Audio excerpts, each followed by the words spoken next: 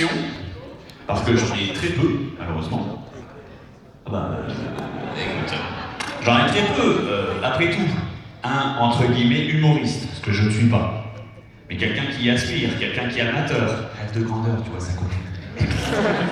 Quelqu'un qui aspire n'est pas créatif, à proprement parler. Il est créatif, mais il s'inspire d'éléments extérieurs, intérieurs, de vie réelle et d'expériences. Pourquoi? Parce que tout le monde partage ses expériences, et du coup on peut rire de ça. Si je dis « Ah, c'est comme chercher une aiguille dans une botte de foin », tout le monde est là « Oh, bah, c'est bien », enfin, c'est une expression, mais personne n'a eu à chercher une aiguille sur une botte de foin.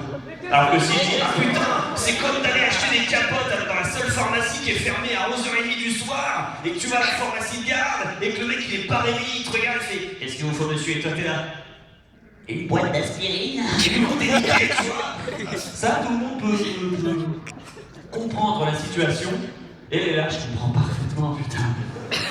J'ai juste demandé les pilules, moi la dernière fois j'ai pas osé.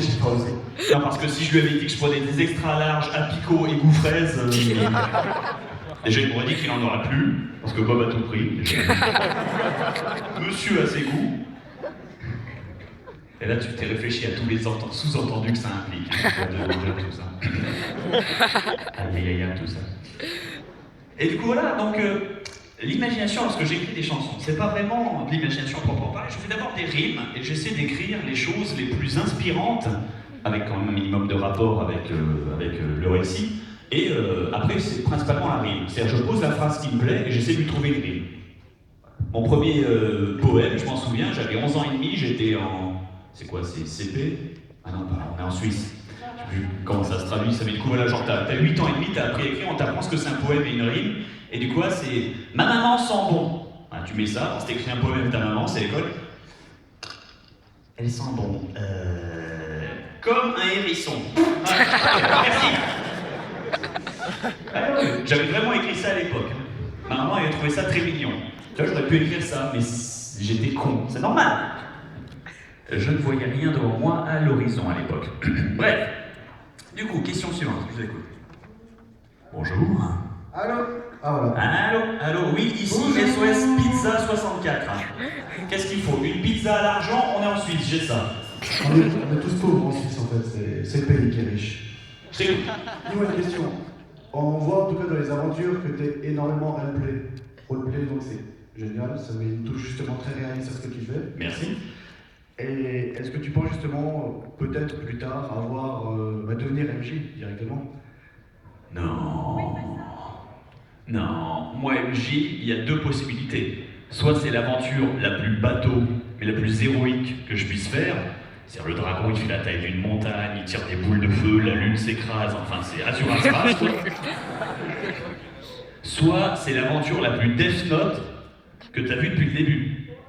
Mais genre c'est l'aventure la plus qui va te mind game.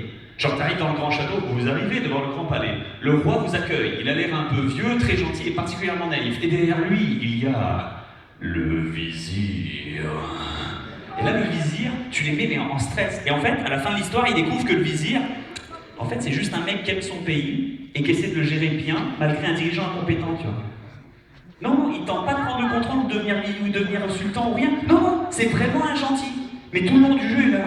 Oui, les cristaux de pouvoir. Tu sais, c'est le mec comme ça, il te met le stress, et toi t'es là, je le bute ou pas? Tu vois, et tu les mind game comme ça constamment. Ou alors tu crées un grand méchant, le mec ultra balèze, tu lui fais une légende de fou, tu le fais affronter, mais c'est un mob en fait. Genre il a 8 points de vie, des stats tout à fait normales, et il meurt. Et tu leur dis, mais est-il mort? Et le mec, là, je teste. Son cadavre ne bouge plus. Et tu les laisses comme ça. Et ils ont le doute. Et toute leur vie, ils seront là. Mais attends, il va revenir. Il est là. C'est les mecs qui vont flipper. Alors qu'en fait, non, tu vois. Donc toujours les mettre un petit peu en... Et au moment où ils se relâchent, et ils se disent, non, mais l'aubergiste, c'est juste un aubergiste. Paf, c'est un loup-garou. Et boum. Au moment où ils se relâchent, tu vois. La petite aiguille dans la nuque, là. Délicieuse. Délicieuse. Elle avait une question. Alors il y en avait encore une, mais j'arrive tout de suite. Je m'occupe d'abord des délicieuses demoiselles. Je t'écoute. Alors, si tu pouvais être un super-héros, tu serais lequel? Moi.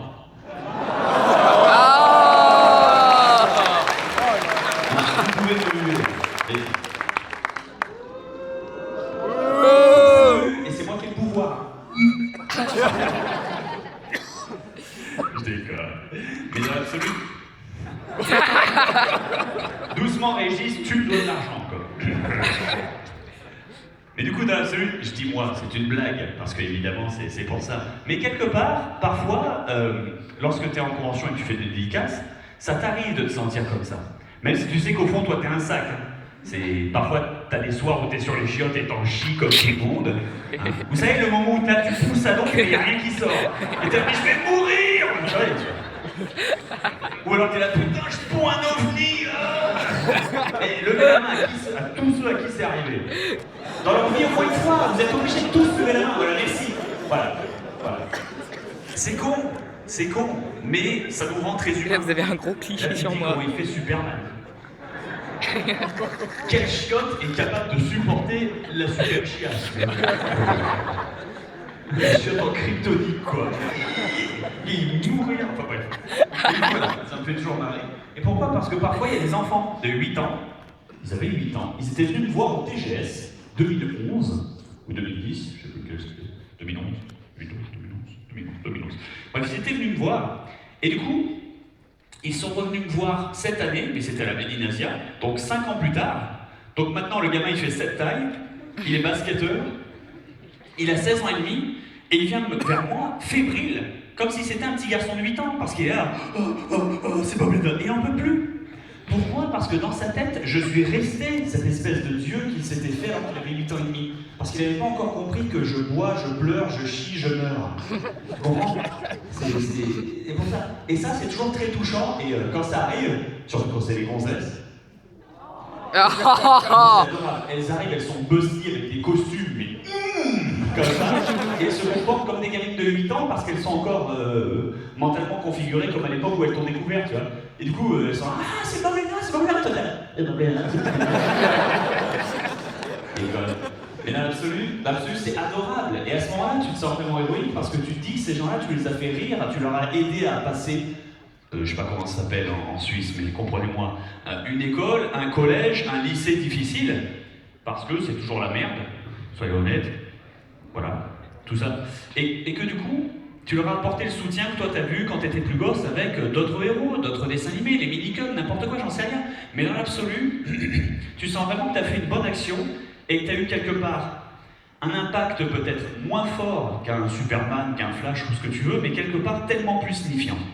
Après, c'est l'impression que t'en as. Et quand moi j'ai mes doutes et que je me dis putain, mon contenu c'est pourri, je deviens plus drôle, peut-être que je devrais m'arrêter, et que je me pose la question comme ça, pour de vrai, parce que ça arrive, chacun ses faiblesses, chacun ses doutes, et ben je me dis qu'à chaque fois que je viens en cours, il y a des gens comme vous qui font la peine de faire la queue et de planter leur tente et de regarder un dessin animé à la coupe. Ah, soyons honnêtes, hein, c'était pourrave. À la fin, les mecs ils se. Oui, mec, après ils se roulaient des pelles et tout. Mais oui, mais pourquoi pas? Mais dans l'absolu, vous êtes tous venus pour moi. Et ça me touche. Parce que je suis venu pour vous aussi.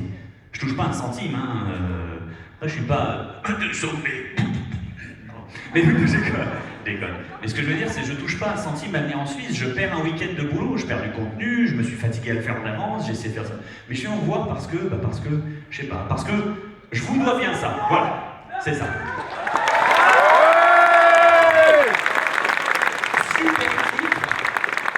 Après Rêve de grandeur, quand j'aurai 60 ans, je participe dans un deuxième film porno de ma vie. Je vous dois bien ça. C'est un petit peu, comment ça s'appelle, le mec qui faisait les pubs Nespresso, What else, tu sais. Comment ça s'appelle? Georges Clooney, merci. Tout à fait. Donc j'avoue que là ça fait un peu Clooney qui arrive. Je vous dois bien ça. Mais ce serait marrant, tu vois. T'as une situation qui ne fait aucun sens. Genre la femme elle essaie de démarrer la voiture le matin. Elle commence à baisser la vitre, là. Il y a un mec qui tape à sa vitre. La vitre se met. Le gars, il prend la main. Il la démarre à sa place. Et là, la fille, elle le regarde, elle fait merci. Et là, t'as Georges Clooney qui enlève sa veste, sa chemise, il est nul et il fait je vous dois bien ça. Après, la gonzesse, bon, elle part au boulot parce qu'elle a peur, tu vois. Et là, t'as Georges Clooney qui reste nu au milieu de la route. Comme ça. Et là, t'as la pub, tu vois. C'est trop bien. Non, ça c'est des vrais pubs, tu vois, ils osent pas. Les publicitaires, ils ont rien compris. Ils sont là, la lessive bonus, ça nettoie plus. On s'en branle.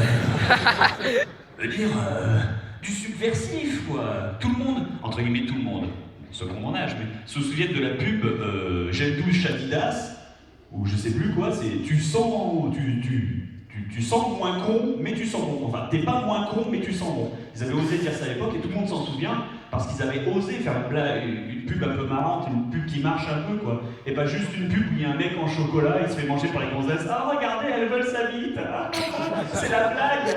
Je suis parisien. Voilà, quoi. Du subversif. Du subversif. Tu montes un gamin qui joue comme ça sur un petit muret, puis il tombe, il se pète la nuque. Et tu sais, il est comme ça sur le bord, comme ça, et là tu mets la pub. Timmy aurait dû s'assurer chez France Assurance. Non mais, non. Celle-là il faut pas, il faut pas parce que c'est pas légal. Mais ce serait hilarant d'avoir un petit gamin comme ça, en train d'avoir des spasmes comme ça, et d'avoir le mec qui arrive en mode. Salut, je suis Franck, assureur chez France Assurance. Et je pousse le gamin du pied pour le faire sortir du câble. Timmy, t'as pas eu de chance, Timmy. C'est con. Mais tu vois, il y a quelque chose, il y a une réaction. Et l'intérêt d'une pub, c'est d'obtenir une réaction, puisque ça fait de la publicité au produit. Voilà, c'est comme Mercurochrome, le pansement des héros. On s'en souvient parce que c'était chiant. Donc voilà, ça marche. Donc du coup, voilà. Donc je sais pas pourquoi ils y pensent pas, mais voilà, quoi. Oh putain, je viens de penser à un autre titre. C'est un autre pub pour ta Frident. Le dentifrice qui va dans toutes les bouches. C'est pas mal, c'est tout. Ah ouais, ça lave les dents, ça blanchit. Vraiment, il faut que j'arrête, je suis trop doué là-dessus. C'est une catastrophe. C'est une catastrophe. Les gars, je suis youtubeur professionnel, s'il vous plaît. Ça, c'était ma dignité, je me suis drapé de là. C'est normal que ce soit pas correct. Voilà. Du coup, question suivante, et après on aura bientôt fini. Je ne sais pas combien de temps il nous reste. Oui. Bonjour. Ah, voilà. Là-bas. Ici. Là-bas. C'était dans la suite des films porno, c'était ton nom d'acteur porno. Félix Figaro. Félix Figaro. Oui, dans Gondole à Venise. Olé. Mais classique celui-là, on l'avait déjà évoqué. T'avais une autre question ou on bourre? On bourre, très bien. Du coup, bonjour. J'ai une question. Pendant ton succès phénoménal, est-ce que tes parents t'ont jeté dehors en te déshéritant ou t'ont accueilli comme un héros que tu es? Ni l'un ni l'autre. Malgré ces versions très romancées, qui sont intéressantes parce qu'elles sont romancées justement, tu vois, c'est ah là, la princesse s'est fait sauver par le proche chevalier, ils se sont mariés sous des cerisiers. Non, non. Elle est juste tombée amoureuse de son garde du corps qui faisait son boulot comme d'hab, quoi. Et puis ils ont fait un mariage classique. Mais c'est une princesse, il faut au moins un dragon. Oh, bon, il y avait Pierrot, il a craché du feu à la réception, mais je sais pas si ça compte. Tu vois, mais voilà quoi. C'est moins glamour, je vous l'accorde. Mon côté, mes parents étaient déjà séparés lorsque j'ai commencé mon activité, chose à savoir. Et de ce fait, ils ont découvert de manière disjointe le fait de ce que je faisais. Et ils n'ont jamais compris ce que je faisais, sauf le jour où je les ai amenés à une conve. Un par un, bien sûr. Hein. Ma mère au Paris Manga, où elle a battu Marcus. C'est un achievement, hein. À Soul Calibur, t'as Marcus qui joue, puis je mets ma mère sur scène. Ma mère qui est là, non mais t'es con, fais pas ça. Allez maman, t'y vas. Mais je sais même pas jouer. Bah tu tiens la manette. Oui, la Nintendo, comment ça marche? Je pense que c'est une Xbox One, mais oui. Et tu vois les boutons sur la manette? Ouais. Tu vois les couleurs? Ouais. T'appuies dessus. Voilà, c'est tout. Elle a gagné juste avec ça, hein. Donc Soul Calibur, pro player. Mais du coup, ils s'en sont vraiment rendus compte, étrangement. Tu peux leur donner tous les chiffres que tu veux à tes parents. Tu peux leur dire, oui, j'ai 1 500 000 abonnés. 2 fois. Sur 2 chaînes. Et c'est les mêmes parfois. Ou pas, on ne sait pas. Tu vois, mais tu peux leur balancer ça et ils vont te regarder en disant, ouais, et c'est quand que tu trouves un boulot? Non mais c'est pas de leur faute. C'est normal. C'est tout à fait normal. Je veux dire, ça fait sens, même quand toi tu y réfléchis de ton côté. Mais le jour où je les ai amenés à une conve et où il y avait une file d'attente de 500 personnes qui attendaient pour une signature à la con, alors qu'en fait, ce que vous voulez, c'est une photo. Oui, pourquoi? Parce que Une signature sur un vieux bout de papier ou un poster, ça va se froisser, ça va se perdre, ça va se détruire. Dans 20 ans, vous l'avez plus. Une photo, vous allez garder toute votre vie. Les photos. Et même si vous y tenez, vous allez l'imprimer. Tu vois, c'est imprimé, tu sais, avec des trucs Kodak, là, ça fait des belles photos et tout. Voilà. Et du coup, la photo a tellement plus d'impact et de sens que juste un vieux bout de papier où c'est signé Bob Lennon dessus, que du coup, je me suis rendu compte que ce que les gens, ce qu'ils veulent vraiment, c'est une photo. Pour de vrai. Alors qu'en fait, c'est faire signe mon truc, signe mon truc. Non, on prend un selfie et là, ah ouais. Et il photographie le fond de sa gorge, quoi. Ah, vous avez fait marrer ça. Mais du coup, voilà. Donc ça fait sens. Et quand ils l'ont découvert, ils n'ont pas déshérité, ils ont enfin compris. Et là, ils ont compris l'impact, ils ont commencé à regarder ce que j'ai fait. Ils s'en sont très vite désintéressés parce que c'est pas de leur âge, quoi, ils s'en contrefoutent. Veut dire que ma mère, quand elle a vu Skyrim, elle était putain, c'est ça les jeux vidéo aujourd'hui? Oh, c'est mieux que tes japonaiseries à la con de l'époque. Ah oui, maman, c'est sûr que depuis Super Mario Land, Skyrim, on n'est pas au même niveau de développement, tu vois. Et du coup, voilà, quoi, la découverte est intéressante, mais non, j'ai pas été déshérité, non, j'ai pas été soutenu constamment à l'infini, non. Ils étaient juste très heureux pour moi et je les remercie pour ça. Mais du coup, question suivante. Et il en reste... Attendez, une seconde. Régis,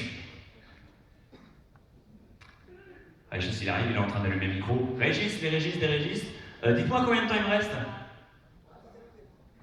Attends, il est en train de faire le réglage, pépère. Ou toi, tu sais combien de temps il me reste? Personne ne sait combien de temps il me reste? On va tester encore 10 minutes. 10 minutes? Ouais. Large, on est bien, on est large. Putain, c'est un titre ça aussi. Hein. On est large. Durée extra longue. C'est ça quoi. Le film, il fait 17 térabytes. Et pourquoi? Il est vraiment si long que ça? Ah non, il dure 10 minutes, c'est juste qu'elles sont vraiment grosses, tu vois. Je déconne, ça fait marrer. La photo qui est super grosse, tu sais. Enfin bon, du coup, question suivante, je t'écoute.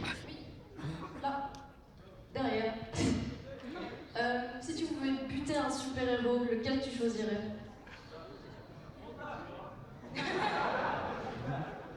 Putain, c'est une vraie question, ça.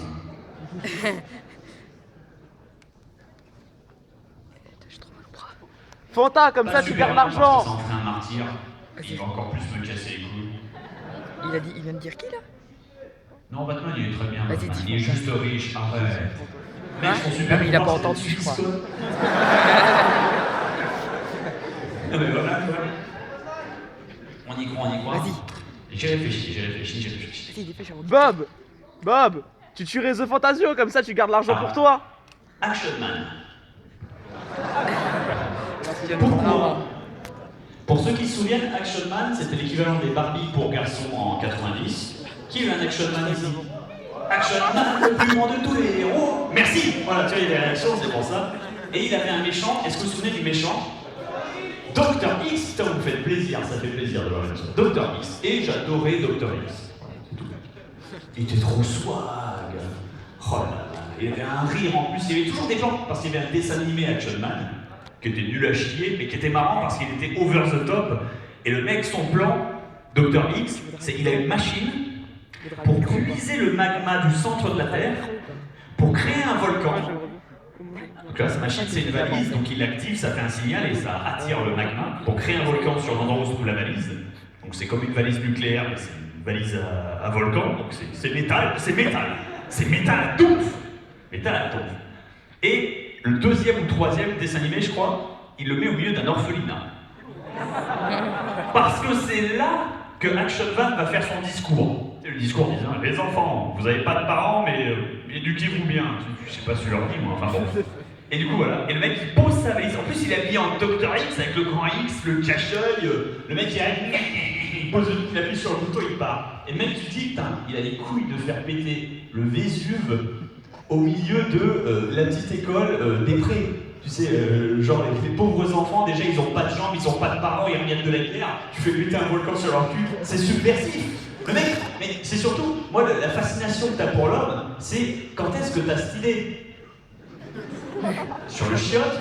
Quand tu fais tes nouilles? Tu baisses ta femme, et là tu dis, putain, un volcan chez un volcan dans un orphelinat, et là ta chérie fait, ça va chérie? Ouais, t'inquiète, t'inquiète. Non mais quand même, voilà, sans ça. Donc moi ça me faisait hurler de rire, et après, et j'ai toujours voulu voir, parce que tous ces plans étaient over the top comme ça. C'était faire écraser un avion, pour faire tomber une tour, pour le faire tomber sur la mairie, pendant qu'il y avait le discours des Boy Scouts. Tu dis, mais pourquoi tu poses pas une bombe à la mairie, tu vois, Non, l'avion, la tour, le domino, le... Mec, c'est le docteur Robotnik, quoi. Mais sans le génie. Et Action Man, il arrivait toujours à sauver la situation, mais genre, le bâtiment qui s'écroule, il se prend l'avion, le bâtiment qui s'écroule, il le retient avec un hélicoptère et un câble. En plus, c'est la scène tendue, t'es là, ah, est-ce que le câble va tenir? Tu vois qu'il force vraiment Action Man. Alors qu'en fait, il n'y a pas besoin de forcer, c'est le câble. Tu sais, c'est le câble qui fait le boulot, tu sais. C'est comme tu mets un élastique sur ta porte et t'es là. Ah, tu sais, ça filme l'élastique sur la porte.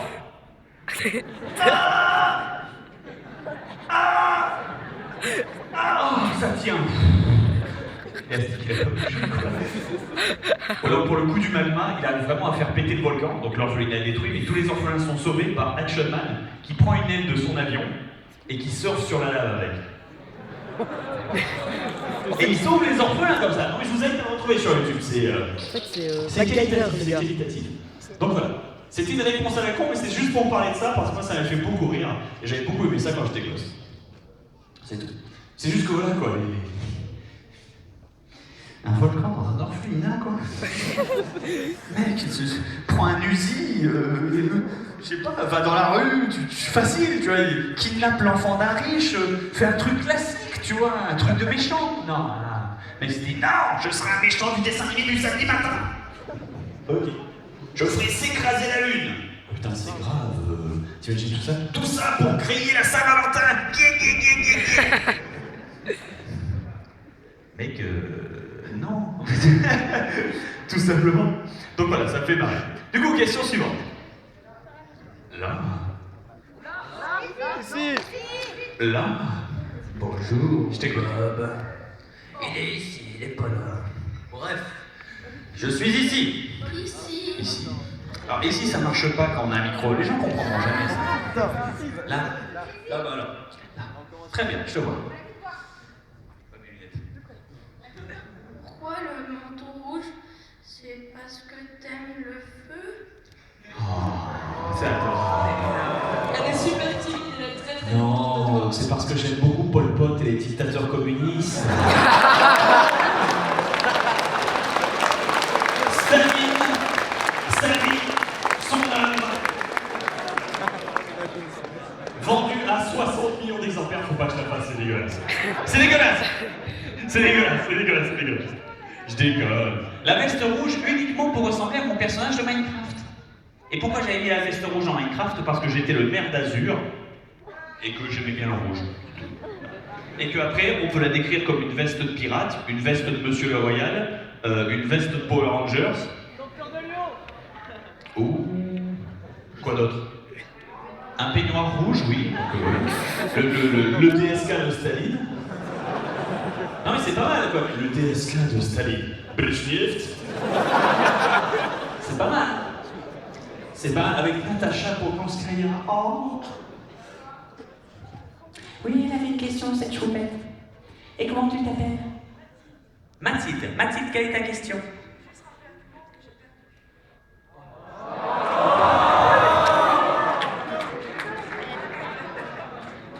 J'ai pas entendu, t'as entendu toi? T'as entendu toi?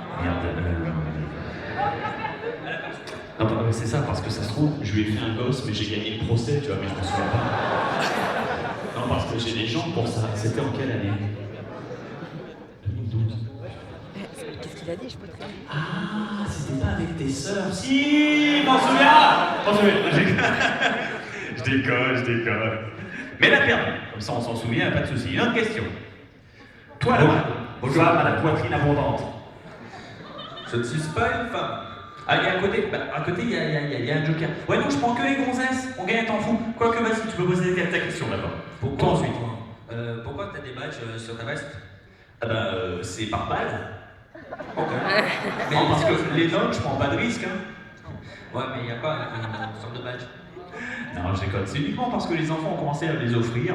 Et du coup, je les ai tous mis, parce que c'était une convention où il y avait plein de badges, c'était le Geek Ferries. Et du coup, je les ai tous mis bêtement. Donc j'avais déjà une dizaine de pins, ça faisait médailles, c'était marrant. Et ils m'en ont offert une, puis 10, puis 100, puis 1000, puis maintenant j'en ai 3 caisses. Puis maintenant je les revends, je gagne de l'argent comme ça. Et du coup, voilà, en parlant de badge, tiens, du coup. T'as fait les gratuits.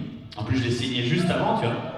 Alors, je vais demander aux femmes de se lever. Ouais, comme par hasard. Eh, c'est Vous sexiste. utilisez un privilège dû au sexisme. S'il y a des féministes dans la salle, je vais vous demander de vous rasseoir. Parce qu'après tout, vous vous battez pour avoir les mêmes droits que les hommes. Et donc, d'être traités de la même manière. Et donc, de ne pas bénéficier de l'avantage du PIS. Une fois qu'on vous met en face de la dissonance, une fois qu'on vous met en face de la réalité, tout de suite, c'est moins chaud pour défendre les droits des copines, hein. Tout de suite, ça sent bon la cuisine, hein. Bon. Du coup, s'il y a des féministes, rasseyez-vous, puis levez la main, que je vois qui c'est qui ont des couilles. C'est bien. Non mais toi t'es un homme, ça compte pas.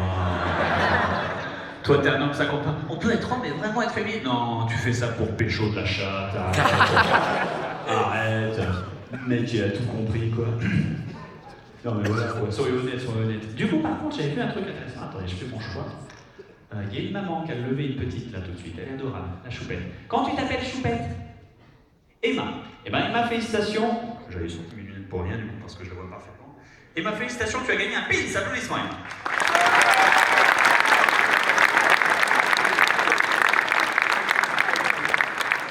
Emma qui s'est fièrement assise après avoir entendu dire les féministes, asseyez-vous.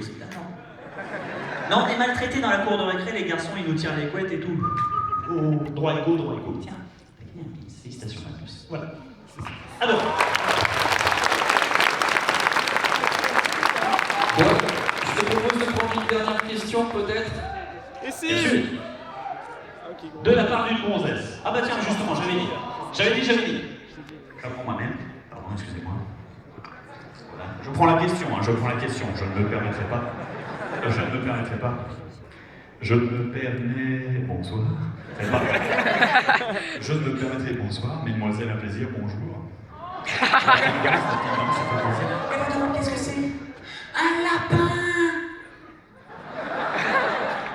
Alors, je le prends, merci beaucoup. Comment t'appelles-tu?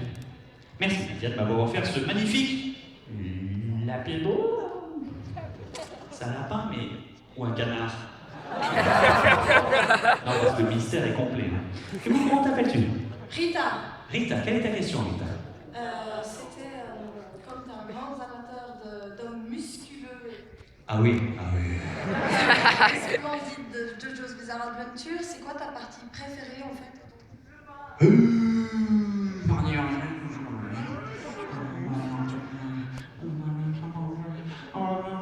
Je dois dire que j'aime beaucoup Vento Reo, Golden Wind, la partie avec Giorgio Giovanna, les Italiens, et ma fille italienne, parce que vraiment c'est la Cara qui s'est dit ok, je vais faire un manga gay en fait.